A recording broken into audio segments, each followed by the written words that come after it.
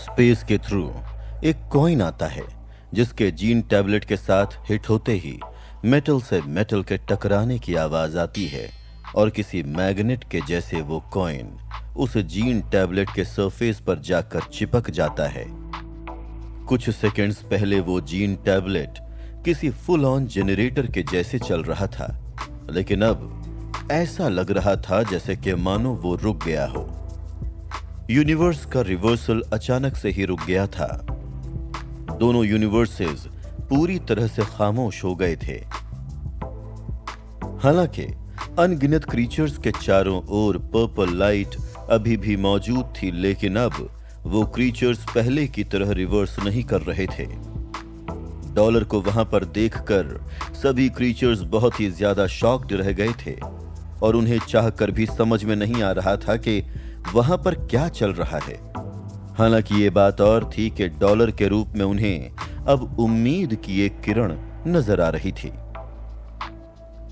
इलेक्थोर, जो अब तक अपनी आंखों में प्यार के साथ वेन को देख रहा था, अब अचानक से हुए इस इंटरप्शन की वजह से वो अपनी नजर सोती हुई वेन से अलग हटाकर उस पर्पल लाइट की तरफ करने पर मजबूर हो गया था। उस पर्पल लाइट में से एक परछाई बाहर निकल रही थी जो देखते ही देखते जीन टैबलेट के करीब आ रही थी। जैसे जैसे समय बीतता जा रहा था वैसे वैसे वो परछाई और ज्यादा साफ होती जा रही थी, और जब वो परछाई पूरी तरह से जीन टैबलेट पर पहुंच गई थी तब हर कोई उस परछाई के चेहरे को साफ साफ देखने में कामयाब हो पा रहा था। वीर रहेजा, आर्यन सिंह राठौर, डॉलर। पूरे के पूरे यूनिवर्स में अचानक से बहुत से लोग तेजी से इन नामों को चिल्ला रहे थे। वो सारे के सारे नाम भले ही अलग थे, लेकिन वो बिलोंग एक ही शख्स को करते थे। बस बहुत हुआ इलेक्थोर, अब गिव अप कर दो। इलेक्थोर वीर को और वीर इलेक्थोर को देख रहा था, और इलेक्थोर को देखते हुए वीर उससे कहता है, तो तुम मेरे इन्फिनिट टाइम लूप को तोड़कर बाहर आ गए। खैर, अब आगे क्या करोगे तुम? क्या तुम इस कहानी के हीरो बनकर मुझे मेरे पापों की सजा देने आए हो? वेन को अपनी गोद में कसकर पकड़े हुए इलेक्थोर वीर को अपनी आंखों में नफरत के साथ देखते हुए कहता है, मैंने कभी भी इस बात का दावा नहीं किया कि मैं हीरो हूं, और वैसे भी अभी कुछ समय पहले ही यह पता चला है कि यह कहानी मेरी है ही नहीं बल्कि किसी और की है, और इसीलिए मैं तुम्हें जज करने के लायक ही नहीं हूं। इनफैक्ट अगर मैं तुम्हारी जगह पर होता तो शायद मैं भी वही चीज करने के बारे में सोचता जो तुम इस समय कर रहे हो। अपनी आवाज में कामनेस के साथ वीर इलेक्थोर से कहता है, और उसकी बात सुनकर इलेक्थोर सरप्राइज हो जाता है। ओह, लेकिन उसके बावजूद भी तुम मेरे सामने खड़े होकर मुझसे लड़ने के लिए तैयार हो। वीर की बात से सरप्राइज इलेक्थोर उससे कहता है, और इलेक्थोर की बात सुनकर वीर फिर स्पेस की तरफ देखता है, जहां पर उसे अपने सभी जानने वाले, अपने दोस्त और अपना परिवार नजर आता है, जिनकी हालत देखकर वीर दुखी नजर आने लगता है।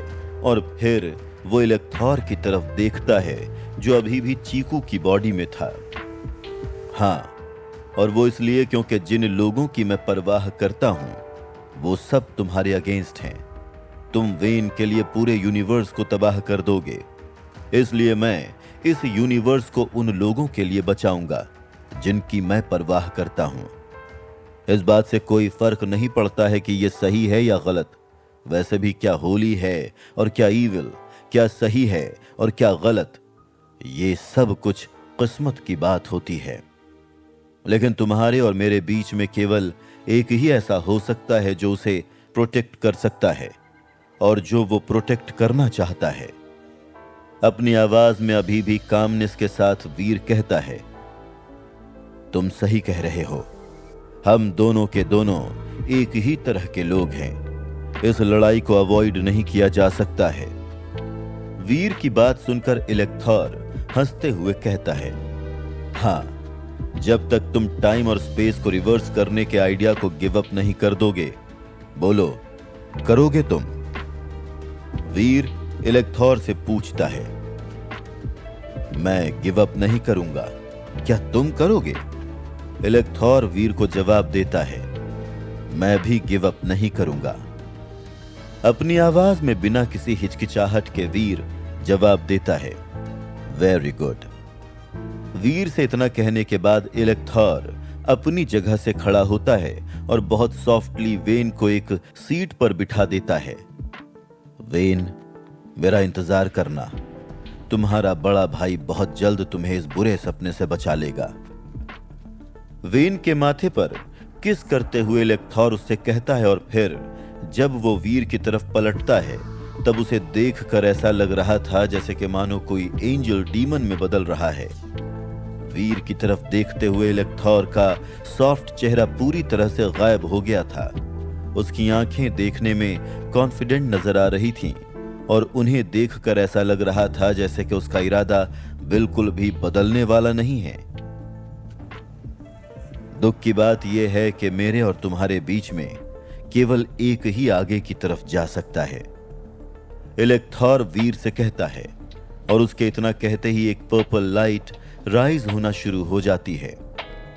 वो जीन टैबलेट जो कि अब तक डिम पड़ी हुई थी, वो अचानक से ब्राइट तरीके से शाइन करना शुरू हो जाती है। जो कॉइन वहां जीन टैबलेट में चिपका हुआ था वो बाउंस होकर अलग हो जाता है और वीर के हाथ में वापस आ जाता है। समय जो कुछ देर पहले रिवर्स होना बंद हो गया था, लेकिन अब वो एक बार फिर से तेजी से रिवर्स होना शुरू हो गया था। पूरा का पूरा यूनिवर्स वापस पीछे की तरफ जा रहा था और अनगिनत क्रीचर्स फेड हो रहे थे। जो गॉड स्पिरिट्स जीन हॉल गए थे वो सब के सब जीन टैबलेट में जा रहे थे। जो सोल्स जीन टैबलेट में थे वो दोबारा जन्म नहीं ले रही थी, बल्कि वो जीन टैबलेट के द्वारा एब्जॉर्ब हो रही थी। पूरा का पूरा यूनिवर्स ऑलरेडी कंबाइन हो गया है। मैं यूनिवर्स हूं और यूनिवर्स मैं हूं। अगर तुम मुझे हराने के बारे में सोच रहे हो तो फिर तुम्हें पूरे के पूरे यूनिवर्स को बर्बाद करना होगा, और अगर तुम मुझे हरा नहीं पाओगे तो फिर यूनिवर्स वापस से उस पॉइंट से शुरू हो जाएगा जब मैं वेन के साथ सबसे ज्यादा खुश था। इलेक्थोर की बॉडी की पर्पल लाइट जीन टैबलेट और यूनिवर्स के साथ कंबाइन हो जाती है। वो किसी स्काई गॉड के जैसा था जो आसमान और जमीन को कंट्रोल कर सकता था। वीर का चेहरा देखने में डिम नजर आने लगा था। वो अनगिनत प्लैनेट की तरफ देखता है जिन्हें देखकर ऐसा लग रहा था जैसे कि अनगिनत सोल्स उड़ रही हों। ज्यादातर प्लैनेट्स फेड हो गए थे और ज्यादातर प्लैनेट्स जो एग्जिस्ट नहीं करते थे या केवल एंशिएंट समय में एग्जिस्ट करते थे वो अब अपीयर हो रहे थे। इलेक्थोर के अगेंस्ट वीर की लड़ाई बस एक बीइंग के दूसरे बीइंग के अगेंस्ट की लड़ाई नहीं थी। ये इतना ज्यादा सिंपल नहीं था। ये एक बीइंग का पूरे के पूरे यूनिवर्स के अगेंस्ट लड़ने के बारे में था। वीर नहीं जानता था कि उसका डिसीजन यूनिवर्स के लिए अच्छा है या बुरा, लेकिन वो ये जानता था कि अगर यूनिवर्स वाकई में एग्जिस्ट करेगा तो उसके जानने वाले, उसके दोस्त और उसका परिवार एग्जिस्ट करेगा। रोको उसे! गॉड टेम्पल का पतन हो रहा था, जीन हॉल का पतन हो रहा था। पूरा का पूरा यूनिवर्स पर्पल मिस्ट से कवर हो गया था और सब कुछ पूरी तरह से बर्बाद हो रहा था। हर बीइंग के अंदर उसका छोटा यूनिवर्स होता है। अब चलो, मुझे अपने छोटे यूनिवर्स की पावर्स को दिखाओ। मैं देखना चाहता हूं कि तुम्हारी विल मेरी विल को रोकने में कामयाब होती है या नहीं। इलेक्थोर किसी डीमन गॉड के जैसा था और उसकी आवाज पूरे के पूरे जीन यूनिवर्स में गूंज रही थी। मैं अपने छोटे यूनिवर्स को जगा नहीं सकता हूं। वीर की बॉडी पर्पल लाइट के द्वारा कवर्ड थी, लेकिन उसकी आवाज सबके द्वारा सुनी जा सकती थी।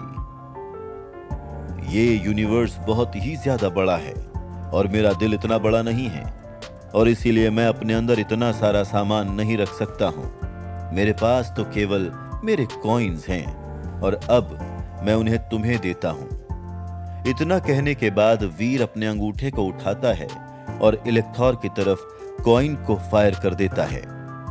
उस पर्पल यूनिवर्स में वो कॉइन उस पर्पल लाइट के थ्रू होकर जाता है और अपनी दोनों साइड से फ्लैप होने के साथ वो लगातार इलेक्थोर की तरफ स्पिन होकर जा रहा था। अपनी आंखों के सामने के इस नजारे को देखकर इलेक्थोर की आंखें शॉक के मारे फ्रीज हो जाती हैं। पूरे के पूरे यूनिवर्स की पर्पल लाइट उस कॉइन के अंदर जा रही थी, जो उस कॉइन को आगे बढ़ने से रोकने की कोशिश कर रहा था। वो कॉइन तेजी से स्पिन कर रहा था और किसी भी कीमत पर रुक नहीं रहा था। उसके आगे और पीछे का हिस्सा उस पर्पल लाइट को पीछे की तरफ बाउंस कर रहे थे। वो कॉइन लाइटनिंग के किसी गोल्ड बोल्ट के जैसा था, जो स्पेस के थ्रू रास्ता बनाते हुए जा रहा था, और एक सेकंड के लिए भी स्लो हुए बगैर वो तेजी से इलेक्थोर की तरफ जाने लगता है। ये देखकर इलेक्थोर की आईब्रोज सिकुड़ जाती हैं और वो अपना हाथ खोलकर उस कॉइन को पकड़ने की कोशिश करने लगता है। इलेक्थोर नोटिस करता है कि वो कॉइन देखने में बहुत ही पुराना नजर आ रहा था। उसके आगे के हिस्से में नंबर 1 लिखा हुआ था। इलेक्थोर उस कॉइन को पलटकर उसके पीछे की तरफ देखना चाहता था, लेकिन वो नोटिस करता है कि वो कॉइन उसके हाथ में चिपक गया है और वो चाहकर भी उसे पलट नहीं पा रहा था। अगले ही पल इलेक्थोर का चेहरा अपसेट नजर आने लगता है। उसकी मुट्ठी शेक हो रही थी और उसकी उंगलियों के गैप्स में से एक रेनबो लाइट बाहर निकलने लगती है। उसकी बॉडी की पर्पल लाइट बहुत ही ज्यादा तेजी से उस कॉइन में जा रही थी, लेकिन बस इतना ही नहीं था। इलेक्थोर ये भी नोटिस करता है कि उसकी बॉडी चीकू की बॉडी से अलग हो गई है और अब वो अपने असली रूप में आ गया था। ये किस तरह की पावर है? इलेक्थोर के चेहरे पर खौफ नजर आने लगा था। उसकी पूरी बॉडी उस कॉइन के द्वारा ट्रैप हो गई और अब वो सक होकर उस कॉइन के अंदर जा रही थी। इलेक्थोर अपनी सारी की सारी पावर लगा रहा था, लेकिन वो चाहकर भी अपनी बॉडी को उस कॉइन में सक होने से रोक नहीं पा रहा था। भले ही मैं अपने छोटे यूनिवर्स को जगा नहीं सकता हूं, लेकिन मैं जिस भी यूनिवर्स को चाहूं उसे खा सकता हूं। इसमें तुम्हारा छोटा यूनिवर्स भी शामिल है। वीर इलेक्थोर से कहता है। ऐसा कैसे पॉसिबल हो सकता है? इलेक्थोर चाहे कितनी ही पावर क्यों न लगा ले, लेकिन वो उस कॉइन के सक्शन की फोर्स को रोक नहीं पा रहा था और अचानक से उसकी आधी बॉडी उस कॉइन में सक हो जाती है। तुम हार चुके हो इलेक्थोर, तुम अपने आप से ही हार चुके हो। वीर इलेक्थोर से कहता है। नहीं, मैं अभी हारा नहीं हूं, मैं हार नहीं सकता हूं। वेन, तुम्हारा बड़ा भाई तुम्हारी खुशी के लिए कुछ भी कर सकता है। इससे पहले कि इलेक्थोर कुछ और कह पाता, उसकी पूरी की पूरी बॉडी उस कॉइन के अंदर सक होकर चली जाती है और कॉइन के पीछे एक पर्पल शैडो नजर आने लगती है। इलेक्थोर के पीछे एक यूनिवर्स था जो कि देखने में एक स्टार के जैसा नजर आ रहा था। God, 1 universe coin. वीर को अपने दिमाग में एक आवाज सुनाई देती है, लेकिन वो उसे सुनने की जहमत नहीं उठाता है। वक्त आ गया है सब कुछ ठीक करने का। डॉलर के नाम से पूरा यूनिवर्स मेरी बात सुनेगा। सब कुछ पहले की तरह नॉर्मल कर दो। उस कॉइन को अपने पास मौजूद स्टोन टैबलेट के सरफेस पर लगाते हुए वीर कहता है। वीर के इतना कहते ही पागलों के जैसी भाग रही जीन टैबलेट अचानक से रुक जाती है और अगले ही पल उस जीन टैबलेट ने जो भी पावर कंज्यूम की थी वो उसे बाहर की तरफ फेंकने लगती है। जो यूनिवर्स पहले डिस्ट्रॉय हो गया था वो अब एक बार फिर से जिंदा होने लगा था। सभी क्रीचर्स को अपनी अपनी पावर वापस लौटती हुई महसूस होती है। जल्द ही समय और स्पेस दोनों ही वापस पहले के जैसे हो गए थे। सभी के लिए ये बहुत ही खुशी भरा मौका था। हालांकि ये बात भी थी कि जो कुछ भी हुआ था वो बहुत ही ज्यादा खौफनाक था, जिसे वो लोग कभी भी भूल नहीं पाएंगे।